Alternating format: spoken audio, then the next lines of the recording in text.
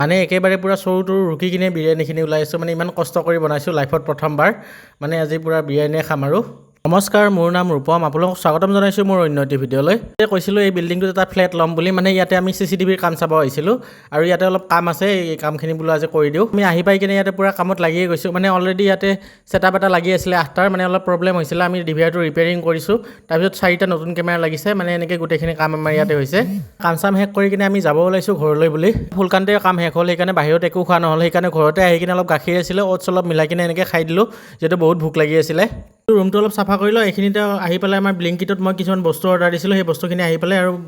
ৰাস্তালৈকে গ'লোঁ মই সেই বস্তুখিনি এনেকৈ সামৰি সুতৰি থৈছোঁ তাৰপিছত ৰুমটো অলপ চাফা কৰিব লগা আছিল গোটেইখিনি কাম ইয়াতে কৰি লৈছোঁ মই গাখীৰৰ পেকেটটো যে দেখিছে এইটো মানে 1 টকাত পাইছোঁ মানে 300 টকাৰ ওপৰত বস্তু ল'লে ফ্লিপকাৰ্টৰ পৰা 1 টকাত এনেকৈ কিবা কিবি বস্তু পায় ৰুমটো চাফা কৰাত লাগি গৈছোঁ মানে যিহেতু ৰুমটো চাফা হৈ থাকিলে নিজৰে মনটো অলপ ভাল লাগি থাকে ৰুমটোত সোমাই কিনে ভাল লাগে সেইকাৰণে গোটেইখিনি বস্তু ধুনীয়াকৈ চিজিল কৰি লৈছোঁ আকৌ সেইকাৰণে ভাবিছোঁ কণী দি কিনে বিৰিয়ানী বনাওঁ আৰু লগৰজনকো ফোন কৰি কিনে মাতিলোঁ সেয়াক বিৰিয়ানী খাবৰ কাৰণে আৰু মোৰ লগৰজনকো খাবৰ কাৰণে মাতিছোঁ বোলো কেনেকুৱা হয় কি হয় টেষ্ট হয় কি নহয় মানে বনাই কিনে ট্ৰাই কৰিম আৰু এবাৰ তাৰপিছত যেতিয়া কালাৰ চালাৰ ধুনীয়া হৈছে লগৰজনে কৈছে মানে পুৰা একদম মানে ৰাস্তাত দোকানে দিব পাৰোঁ বোলে মই মানে ভালকৈ সঁচাকৈ ক'লে নে মিছা ক'লে ধৰিব নোৱাৰিলোঁ কিন্তু